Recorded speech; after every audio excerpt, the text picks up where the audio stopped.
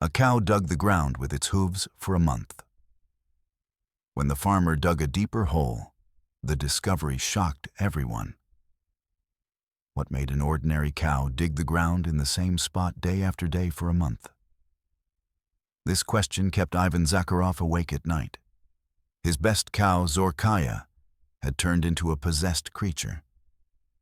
For 31 days, she ignored the lush grass, the cool stream, and the peace under the shelter. Instead, she returned to the far end of the pasture, to the old elm tree, and methodically, with frightening persistence, picked at the dry ground with her front hoof. The blows echoed throughout the neighborhood in the morning silence, like the ticking of a metronome counting Ivan's losses. The milk was almost completely gone. The cow was emaciated, her sides sunken, and her eyes frozen in a wild, incomprehensible tension. Ivan, a 48-year-old farmer whose face had long since become a map of fields and winds, felt his own patience drying up along with the milk. He looked at Zorkaya, and pity and dull irritation fought in his soul. She wasn't just a cow. She was his best asset, his hope for surviving another difficult year. Before we continue, let us know which city you are from. We are interested to know where our videos are being watched. Don't forget to subscribe to the channel and leave your rating. This motivates us to make new and interesting videos. Well, let's get started. For the first week, Ivan thought it was just a whim. On the second week, he moved the herd to a neighboring, flooded pasture. During the night, Zorkaya broke 2 sections of the fence, and by morning was back at the cursed elm tree, digging a hole that was already visible from a distance. In the third week, Ivan called Stepan Afanasievich, the local veterinarian. The old man adjusted his glasses, examined the cow at length, clicked his tongue, and delivered his verdict: mineral deficiency. He prescribed expensive imported supplements that cost Ivan half his monthly income. Another week passed. Zorkaya did not touch the supplements, but dug the hole under the elm tree a few more centimeters deeper. The village was buzzing. Neighbors passing by on tractors tapped their fingers to their temples.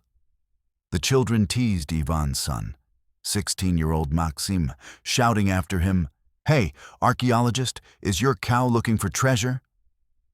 Maxim came home angry, slammed the door, and locked himself in his room, escaping into the virtual world of his smartphone, far away from the village disgrace.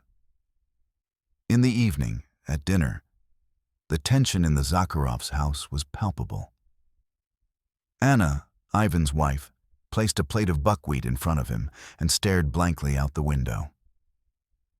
"The district council called again," she said quietly, without turning around. "They asked why we didn't deliver the milk." "What should I tell them, Vanya? That our cow went mad and decided to become a gravedigger?" Ivan silently clenched his fork. Every word his wife uttered was tinged with anxiety. She was a practical woman for whom the numbers in her expense notebook meant more than any mysteries of nature. "I'll sort it out tomorrow," he replied hollowly. "How?" Anna turned to him, her voice ringing with tears. "Are you going to go back to her again? Are you going to try to persuade her? Even, we're on the brink. This loan for seeds won't pay for itself." Maxim snorted from his corner. "Sell her for meat, and that's that. At least we'll have some money." Ivan stood up abruptly from the table. The chair slid back with a crash. "Shut up," he snapped, looking at his son. "You don't understand anything." He went out onto the porch and lit a cigarette. The smoke stung his throat. In the distance, against the backdrop of the sunset, he could see Zorky's silhouette by the old elm tree. She was there again. At that moment, Ivan's stubbornness and peasant pride overcame his common sense and fatigue. He would not sell his best cow. He would get to the bottom of this himself. He would prove to his wife, his son, and the entire village that he was not insane. The next morning, ignoring Anna's pleading gaze, Ivan took an old but sturdy bayonet shovel from the barn and silently walked across the field. The heat was already gaining momentum, and the air was shimmering with heat haze. Zorka, hearing his footsteps, broke away from her work and looked at her master. There was no fear in her large, moist eyes, only a strange, exhausting anticipation. Ivan approached the hole. It was about 1 meter in diameter and 40 centimeters deep. The earth was hard and compacted, and the farmer was surprised at how much strength the animal had expended. "Well, Zorka, show me what you found here," he muttered, pushing the cow aside. She obediently took a couple of steps back and froze, not taking her eyes off him. Ivan stuck the shovel into the ground. The first clod flew to the side, then the second, then the third. He worked silently, methodically, putting all his anger and confusion into each blow. Half an hour passed. His back was wet with sweat. His arms began to buzz. He was already ready to give up, to admit defeat. And at that moment, the shovel made a strange sound. Not a sharp clang of metal against stone, but a dull, drawn-out thud, as if he had hit something hard but hollow. Ivan froze, listening. He carefully poked the shovel again in the same place. The thud repeated. Something was there, under the layer of compacted clay. Curiosity, sharp as a shot of adrenaline, pierced him. Forgetting his fatigue, he began to work with redoubled energy, clearing the ground around the spot where he had struck. Soon, the edge of something dark appeared from under the ground, covered with a layer of earth and rot. Ivan dropped to his knees, threw down the shovel, and began to dig with his hands. His fingers felt the rough surface of wood.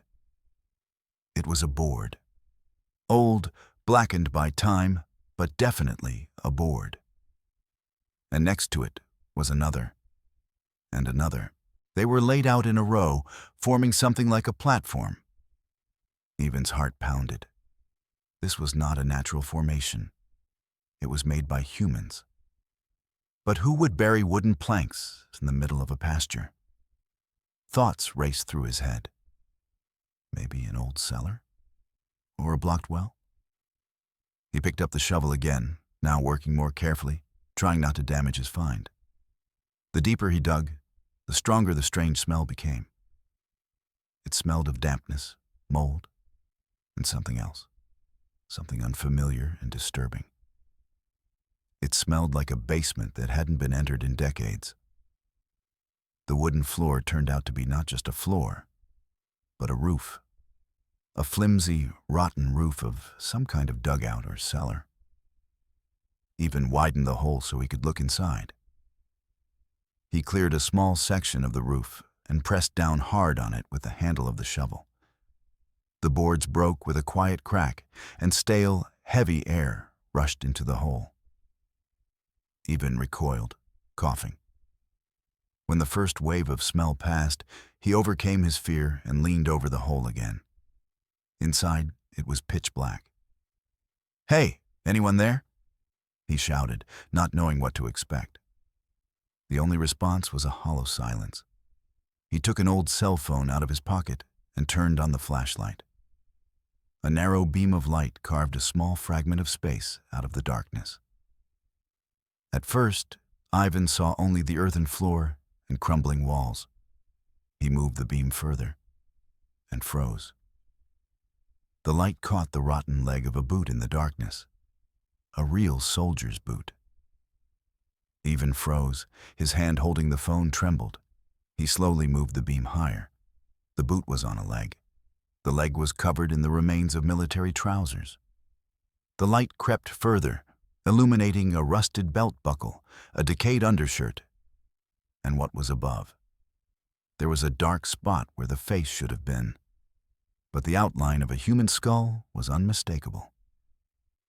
Empty eye sockets stared straight at Ivan from the darkness of decades. Next to the remains, leaning against the wall, stood the silhouette of a rifle covered with a thick layer of rust. At that moment, Ivan realized two things. First, his cow was smarter than all the veterinarians.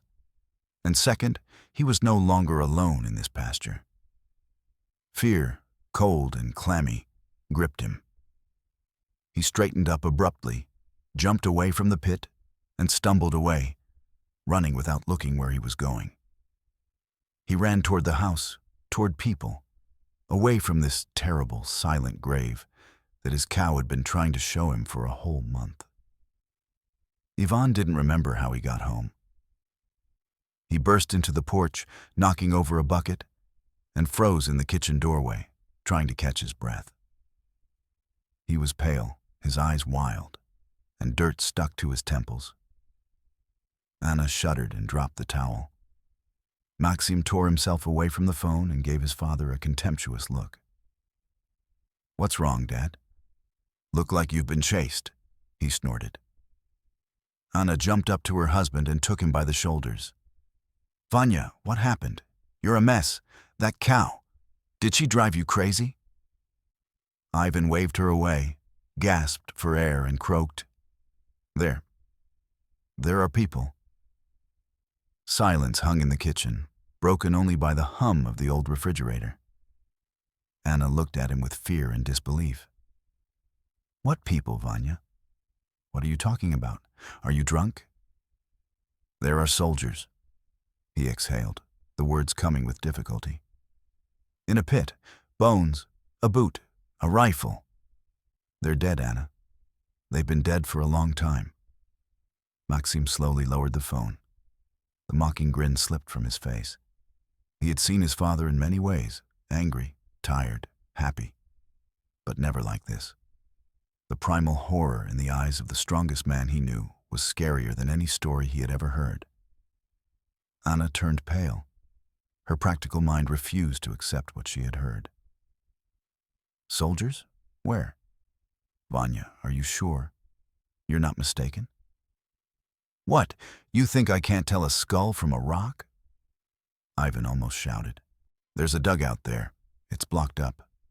And they're lying in it." He collapsed onto a stool and covered his face with his hands. The image of empty eye sockets staring at him from the darkness stood before his eyes. He had made a mistake. He had invaded a place he shouldn't have. He had disturbed their peace. Now this image would be with him forever.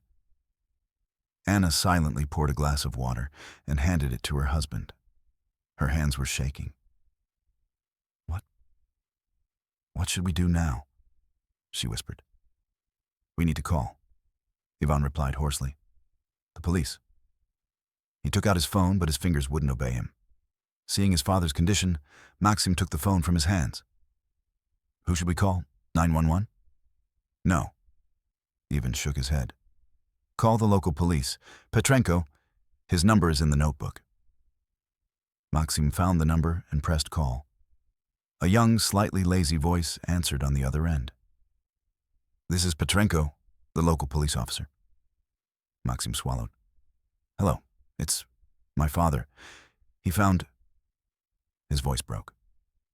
Ivan snatched the phone. "Sergey, it's Zakharov. Ivan, come here, right away." "Petrovich, what's happened? Did your neighbor move his fence again?" The local police officer's voice sounded bored. "No," Ivan said firmly, his fear giving way to a strange, heavy determination. "I found some people. In a pasture. In the ground." There was a pause on the other end of the line. "Zakharov, are you sober? What people?" "Soldiers, I tell you. From the war. Come and see for yourself." There was such genuine conviction in Ivan's voice that the police officer's tone changed abruptly. "Okay, stay at home. Don't go near the pit. Don't let anyone near it. Don't touch anything. Got it? I'm on my way." The wait was agonizing. Anna paced from corner to corner. Maxim stared silently out the window. Ivan himself sat motionless, like a stone.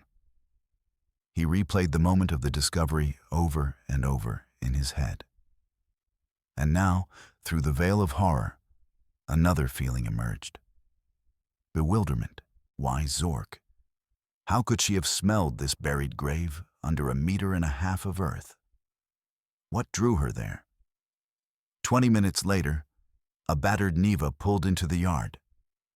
Sergei Petrenko, a young lieutenant of about 27, who had been transferred to Clayuchi from the city a year ago, got out. He approached Ivan, looking intently into his eyes. Well, lead the way. Show me what kind of soldiers you have there. They walked silently toward the distant pasture. Zorka, seeing them, let out another long moo and moved aside, but continued to watch. The district police officer approached the edge of the pit and looked down. Then he took out a powerful tactical flashlight and turned it on. The beam cut through the darkness of the dugout, clearly illuminating the terrible scene. Petrenko was silent for a long time. Then he straightened up, took off his cap, and wiped the sweat from his forehead. Yes, indeed, he said quietly. Business. He looked at Ivan with completely different eyes. You did the right thing, Petrovich, calling right away, and not going in yourself. This isn't your business now. This is serious. The local police officer unwound the red and white tape and cordoned off the site. Then he stepped aside and began calling someone, reporting in a dry, official tone. Human remains have been found, presumably from the Great Patriotic War. Yes, in a dugout. There are weapons, awaiting instructions. Life on the Zakharov farm came to a standstill. The news spread through the village like wildfire. At first, it was just rumors, one more absurd than the other. But when a second police UAZ pulled up to the Zakharov's house, followed by a black Volga from the district administration, everyone realized that something extraordinary had happened. Phones were ringing off the hook. Neighbors who had laughed at Ivan just yesterday now looked at him with a mixture of fear and respect. His farm had become a place of pilgrimage. People stopped on the road, trying to see something. Maxim went out into the yard and saw his classmates, the same ones who had teased him, now looking reverently toward the pasture. He was no longer the son of a weirdo. He was the son of a man who had found heroes. By evening, another vehicle arrived at the farm, an old van from which people in camouflage got out. But they were not soldiers. They moved calmly, without fuss. They were led by a man of about 50, with a weather-beaten, intelligent face and very calm eyes. He approached Ivan and shook his hand firmly. Andrei Volkov, head of the memory search team. Thank you, Ivan Petrovich. You have done a great thing for us. This simple handshake and quiet thank you made Ivan feel better than all his conversations with the authorities. This man, Andrei, understood what was going on. He had seen this before. The searchers set up a small camp nearby. Volkov explained to Ivan that the excavation had to be carried out very carefully and could take several days. Our task, he said, looking at the dark hole in the ground, is not just to dig them up. Our task is to give them back their names. Work began in earnest the next morning. The searchers did not use shovels, but small sapper shovels and even brushes, carefully removing the earth layer by layer. Ivan, who was allowed to watch from a short distance, watched their work with bated breath. He saw the outlines of a second and then a third soldier emerge from the ground. They lay close together, apparently caught by death suddenly. Around noon, one of the young searchers working inside the dugout quietly called out, Andrei Nikolaevich, come here. Volkov climbed down. A few minutes later, he reappeared on the surface. In his hands, on a piece of clean cloth, lay a small object. It was a standard soldier's medallion, a black ebonite capsule. Volkov carefully unscrewed the cap. Inside was a tightly rolled piece of paper. It's intact, he breathed. Looks like we're in luck. He handed his find to one of his assistants. But that wasn't all. An hour later, another item was pulled out of the dugout that made everyone freeze. Next to the remains of the soldier lying at the entrance, they found a leather tablet. It was soggy and deformed, but the straps were intact. Such tablets were usually carried by officers. Inside, there could be not only names, but also maps, orders, and reports. Volkov looked at Ivan, and a spark of excitement flashed in his calm eyes. Here, Petrovich.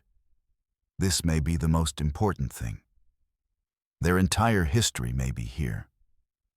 Working with the fragile ebonite medallion required the precision of a jeweler. In the searcher's field tent, under the light of a portable lamp, an almost surgical silence reigned. Andrei Volkov, using tweezers and a thin needle, carefully removed the twisted piece of paper. It was damp and fragile, like an autumn leaf. Any careless movement could turn it to dust, and with it the name of a soldier who had been waiting for his moment for more than 80 years. The searchers, young men and a few older men, huddled around the table, holding their breath. Ivan and Maxim stood at the entrance to the tent, hesitating to enter, but unable to tear their eyes away. Volkov slowly, millimeter by millimeter, unfolded the paper on a special glass. Finally, lines written in chemical pencil appeared. The ink was smudged, but the letters were visible. Grachev, Semyon Yegorovich, Volkov read aloud, his voice sounding like a sentence of oblivion in the silence. Born in 1921. Private. Family address, Ryazan region, village. The name of the village was almost illegible. But the name was there. Surname, first name, patronymic. A man who had previously been nothing more than the silent remains had found himself again. A quiet sigh of relief swept through the camp. The first victory, but everyone understood that the main key to the mystery lay not in this medallion, but in the officer's notebook. They left it for later. Volkov explained to Ivan that there was no need to rush with such things. The leather had gotten wet, then dried, and was now hard as a rock. It had to be slowly soaked with a special solution so as not to damage what was inside. This process took almost the entire day. During this time, the searchers recovered the remains of 2 more soldiers from the dugout. There were 4 of them in total. None of the other 3 had medallions. The tablet was their only hope. By evening, when the sun was already sinking toward the horizon, painting the sky in alarming shades of crimson, Volkov was finally able to open it. The locks gave way with a quiet click.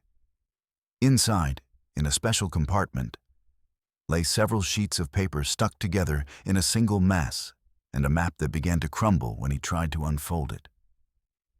But beneath them, in the farthest corner, lay an object that had been preserved best.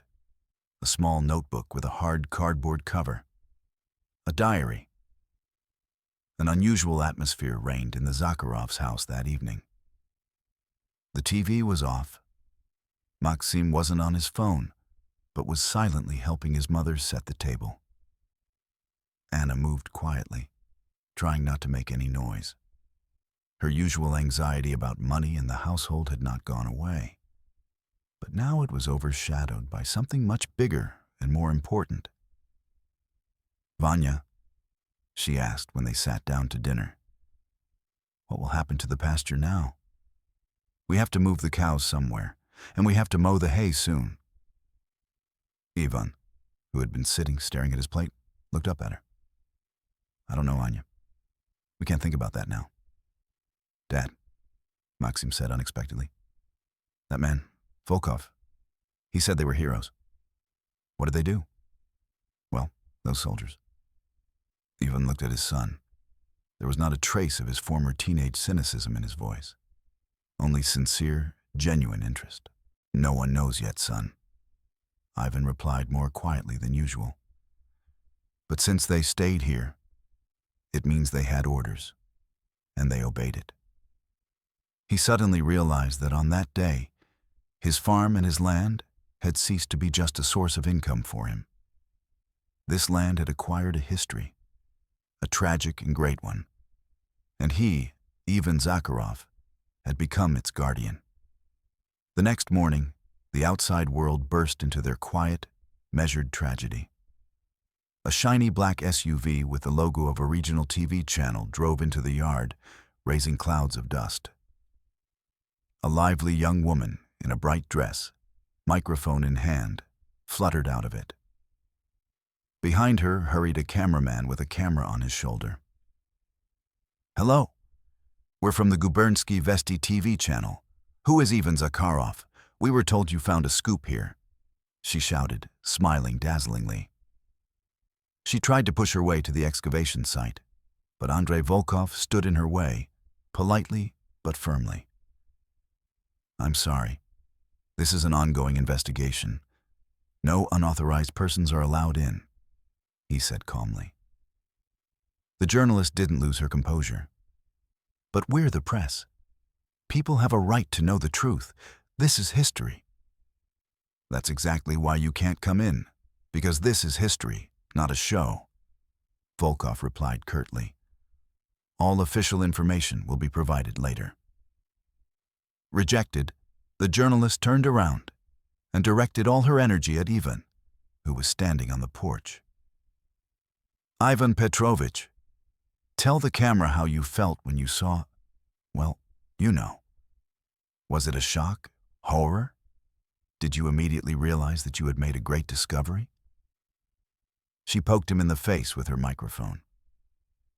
Ivan was taken aback. He was a simple farmer, unaccustomed to such pressure. He mumbled something about a cow and a shovel. Anna rushed out of the house and tried to pull him away, but the journalist was relentless. "And your cow? It's just mystical." "What do you think it was? The call of your ancestors? A connection between generations?" At that moment, while this absurd scene was unfolding in front of the house, one of the specialists who had arrived with the searchers, an elderly man who introduced himself as a geologist, stepped aside. He silently collected soil samples in several bags, one directly from the hole dug by the cow, another a few meters away for comparison. He approached Zork, who was chewing gum indifferently by the barn, and examined her closely. Then he walked over to Ivan, who had finally managed to shake off the journalist. "Ivan Petrovich," the geologist said quietly, "I took some samples. I have a theory. There's probably nothing mystical going on here.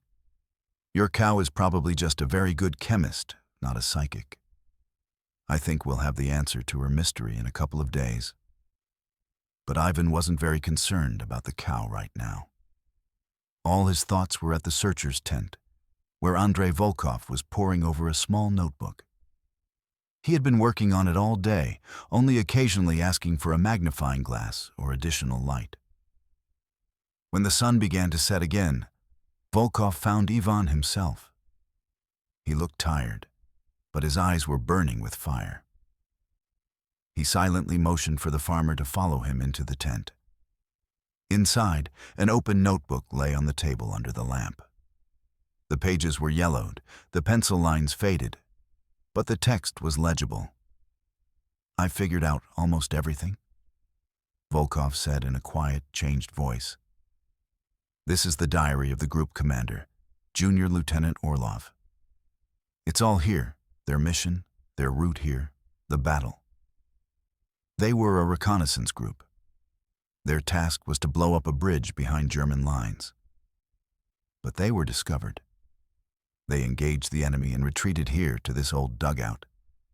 They were surrounded. They held out for 3 days, without water, almost without ammunition." Volkov turned the page. Here are the last hours. How his comrades died one after another. How the artillery fire began. He fell silent, swallowing a lump in his throat. Then he looked Ivan straight in the eyes. But the last entry, Petrovich, it's not about the war. It's about something else.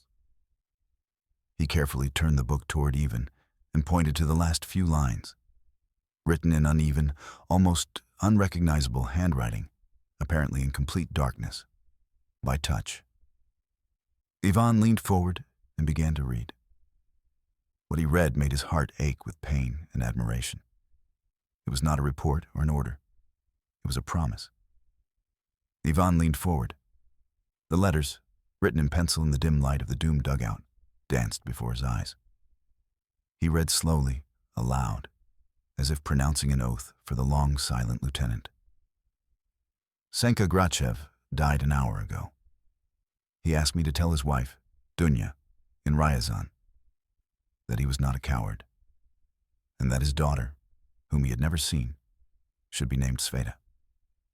Promise, Commander, that you will find them, if you survive. Promise. The text broke off.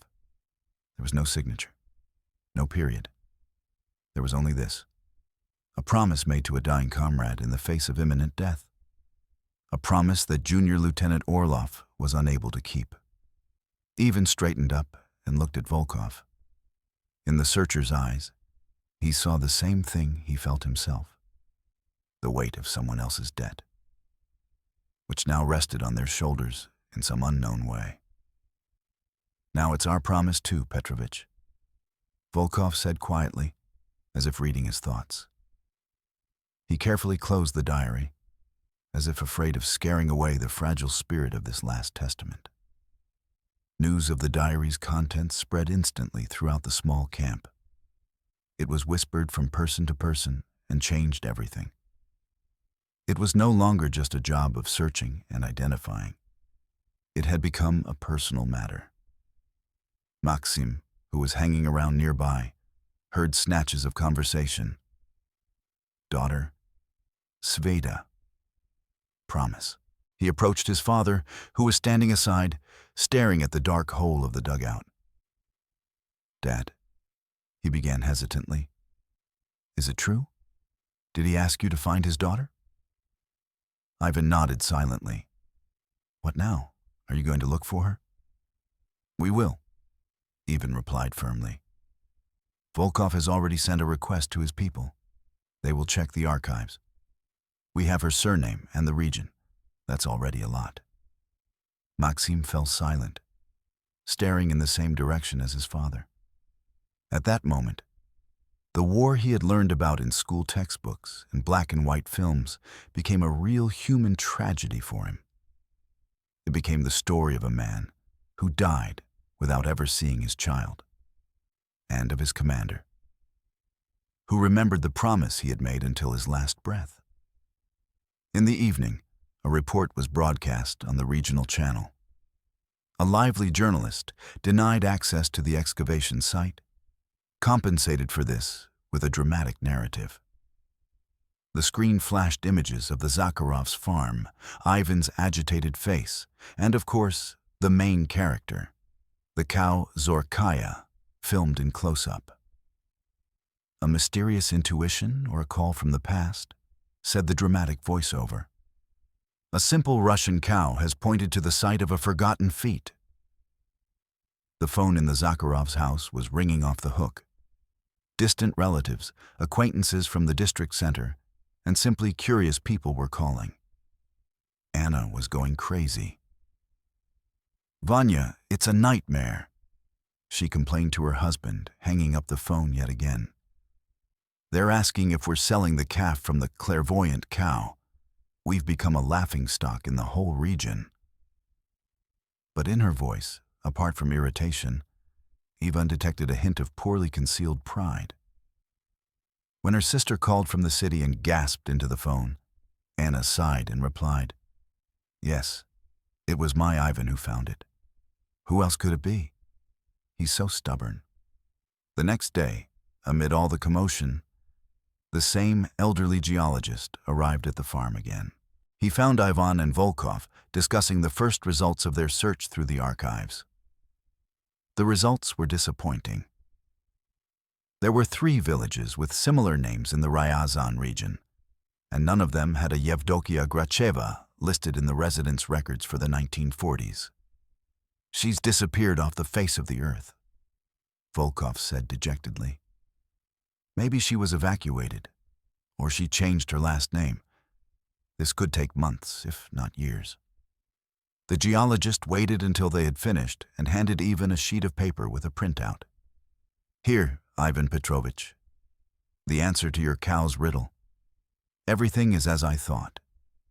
Ivan looked at the columns of numbers and chemical formulas, not understanding a thing.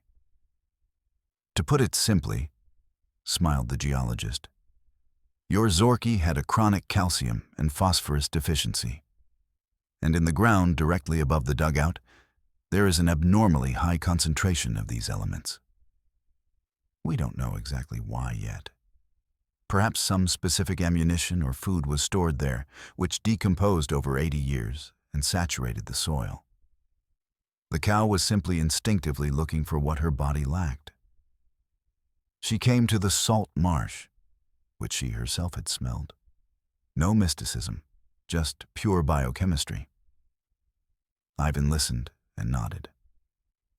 The answer was so simple and down to earth. But that didn't make the miracle any less remarkable. What difference did it make whether the cow was guided by the call of her ancestors or a phosphorus deficiency? The result was the same. 4 soldiers lying in an unmarked grave were found. The news that the search for Grachev's daughter had reached a dead end quickly dampened the general mood. It seemed that the most important part of the mission had failed. The promise made by Lieutenant Orlov would remain unfulfilled. Volkov looked dejected. He felt personally responsible. In the evening, he sat in his tent, rereading his diary over and over again, staring at the blurred lines as if trying to find a clue he had missed. Ivan, seeing his state, came over and sat down next to him. "Don't blame yourself, Andrei," he said. "You did everything you could. You gave them back their names. That's already a feat." "The feat is what they did." Volkov shook his head. "And we're just doing our job. And we're doing it badly since we can't fulfill a person's last wish." He slammed his diary shut in anger. And at that moment, something changed. The sound was not the same as before. It wasn't just the slap of cardboard covers. There was another quiet, dry rustling sound. Volkov froze. He slowly opened the book again and looked at the back cover from the inside.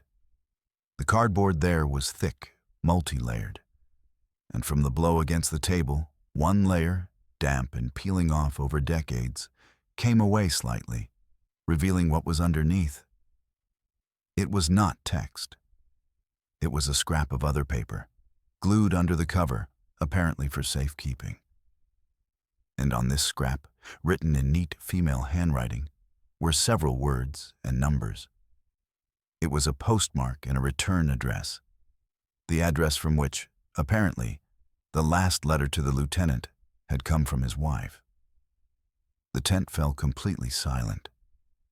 Ivan and Volkov stared at the tiny scrap of paper as if it were the greatest treasure in the world. An address. Not a registered address, but a real postal address. The address from which the lieutenant's wife had written to him at the front. The address he had hidden so carefully, as if he wanted to preserve the last warmth of his home forever. Volkov took a pair of tweezers, and his hands, usually firm and confident, trembled slightly. He carefully picked up the corner of the paper. The stamp was almost worn away, but the date was clearly legible. May 12th, 1942. And below it was an address written in purple ink. Kirov region, Urzum, Sovetskaya Street, 14. Maria Ivanovna Orlova. Urzum. Not Ryazan, as they had thought about Grachev's wife. But Urzum. It was the address of the commander's family, not that of a private. But it was a thread. Perhaps Maria Orlova knew Grachev's family. Perhaps they had been evacuated together. It was the only chance. Max, Volkov shouted, without taking his eyes off the find. One of the young searchers immediately looked into the tent. Quick, get in the car and turn on the internet. Look up Urzum. We need any information on this address. House registers, archives, anything. And contact our guys in Kirov. Tell them to get involved. Time is running out.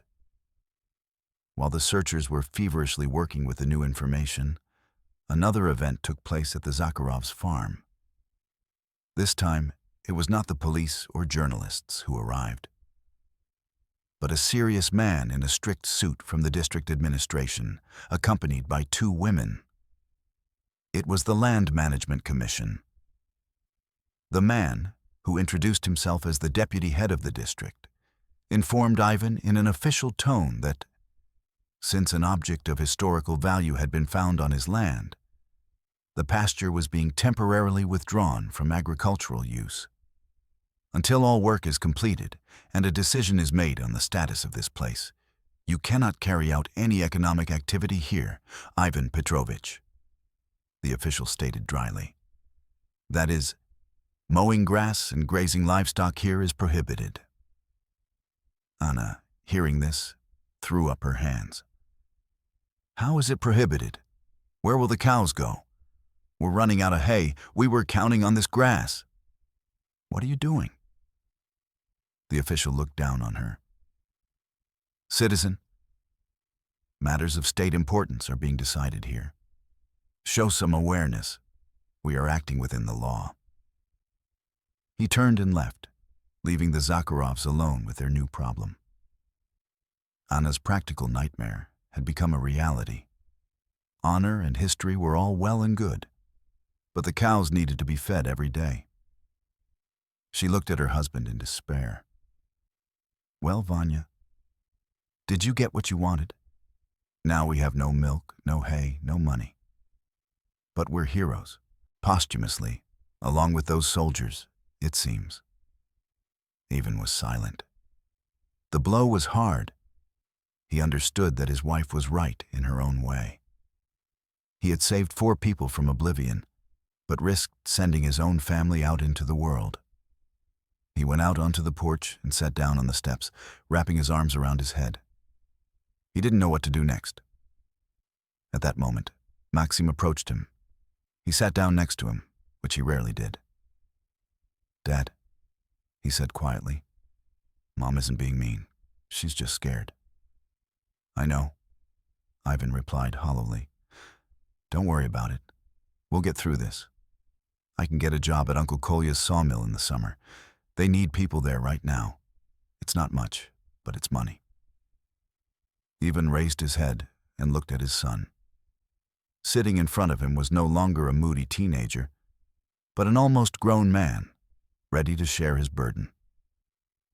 In those few days, his son had matured more than he had in the last couple of years. Ivan placed his heavy hand on his shoulder. Thank you, son. At that moment, excited shouts rang out from the searchers' camp. Ivan and Maxim glanced at each other and rushed over. Andrei Volkov was standing in the center of the camp, talking on a loudspeaker phone. All the searchers surrounded him, hanging on his every word. Yes, I'm listening. Speak louder, Volkov shouted into the receiver. On the other end of the line, a woman's voice could be heard intermittently. Yes, I remember Maria Ivanovna Orlova. She lived in our building, in apartment 14. She was friends with my mother. Her husband, a lieutenant, died at the front. After the war, she left here.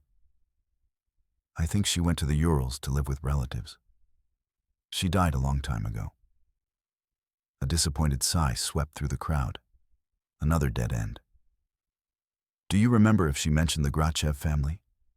Evdokia, Dunya? Volkov asked desperately. Grachev. The voice on the other end of the line said thoughtfully. Wait a minute. Maria had a friend who was also evacuated. Dusya. They worked together at the factory. She was also waiting for her husband to return from the front. And she had a daughter who was born somewhere around 1942. That's right. Her last name was Gracheva. Ivan's heart skipped a beat. Where is she? Do you know where she is now? Volkov shouted. Dusya? She died 10 years ago. But her daughter, Svetlana, she stayed here in Urzum. She got married and changed her last name. Now she's Svetlana Semenovna Tikhonova. She lives on Gogol Street. She's retired now. There was such silence that you could hear the grasshoppers chirping in the grass. They found her. 83 years later, the promise made in a cluttered dugout was about to be fulfilled. The next day, Andrei Volkov took Ivan with him and drove to Urzum. Maxim begged to be taken along, and after some hesitation, his father agreed. The journey took several hours. They found the house they were looking for, an old 5-story building. They went up to the 3rd floor. Volkov stood for a long time in front of the door, covered with brown leatherette, gathering his thoughts. Then he pressed the doorbell. The door was opened by an elderly woman with kind but tired eyes and gray hair pulled back into a bun. "Who are you looking for?" she asked, looking at the strangers in confusion. "Svetlana Semenovna Tikhonova?" Volkov asked. "Yes, that's me. What is it?" "My name is Andrei Volkov. We are from the search team. This is Ivan Petrovich and his son Maxim. We are here on a very important matter. May we come in?" The woman, not understanding anything, let them into the modest, clean apartment. They sat down in the living room. Volkov began cautiously, choosing his words carefully. He told her that they had found the remains of soldiers who had died in 1942. He told her that one of them was Private Semyon Igorovich Grachev. At these words, the woman shuddered and turned pale. "That's my father," she whispered. "He was reported missing." "We know." Volkov nodded. "He died a hero, and we found his last will, his dying request." He took a copy of that very page from Lieutenant Orlov's diary out of the folder. "He asked that you be named Sveta." The woman took the sheet with trembling hands. She stared at the lines, tears rolling silently down her cheeks. "My mother told me," she whispered, "that she received a letter from his commander, that my father asked that I be named Sveta. But the letter itself was lost. And then the funeral notice came. Missing in action. And at the military registration office, they hinted that since he was missing, he might have surrendered or deserted. I've lived with this my whole life. I was ashamed of him." She looked up at them, her eyes full of tears and a new, incredible light. "So he's a hero? He remembered me until the very end?" "He didn't just remember you," said Ivan, unable to remain silent any longer. "He died with your name on his lips, and his commander promised to find you." At that moment, Svetlana Semenovna looked at Ivan, a simple farmer in work clothes.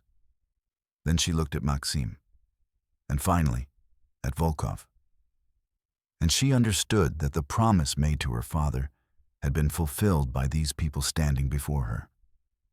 The justice she had waited for all her life, without knowing it, had finally prevailed. 2 weeks later, the funeral took place in Kliuchi. 4 coffins covered with red banners stood by a freshly dug mass grave in the village cemetery. The entire district had gathered, along with a military band and a company of honor guards. The soldiers fired 3 volleys into the clear summer sky. Ivan stood in the crowd with Anna and Maxim.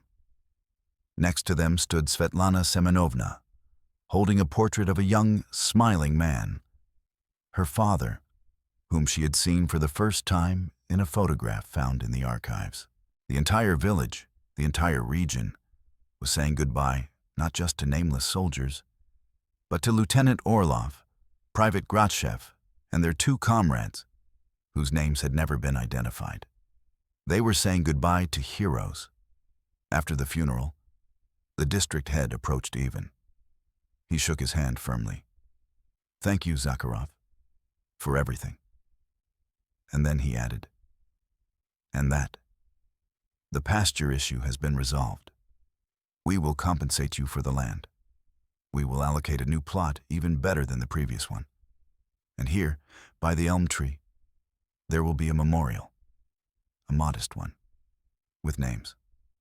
And your name will be there too, as the man who brought them back." That evening, the Zakharov family sat on their porch. A noisy, difficult day had come to an end. Ivan looked at his field. He no longer saw only hectares and tons of hay. He saw land that knew how to keep secrets. Anna silently put her hand on his shoulder. That simple gesture said it all: forgiveness, support, and love. Maxim looked at the setting sun. The world was no longer black and white to him. He understood that heroism was not special effects in movies. It was a promise made in a dark dugout. It was loyalty, and it was memory. And at that moment, he felt incredible pride. For his father, for his land, for his country. And at the far end of the pasture, near an old elm tree, Zorka, the cow, grazed peacefully, healed and calm. She nibbled at the grass, no longer paying attention to the place that had troubled her for so long. Her mission was accomplished. What do you think was the main factor in this story? Blind chance, animal instinct, or something greater that cannot be explained by science?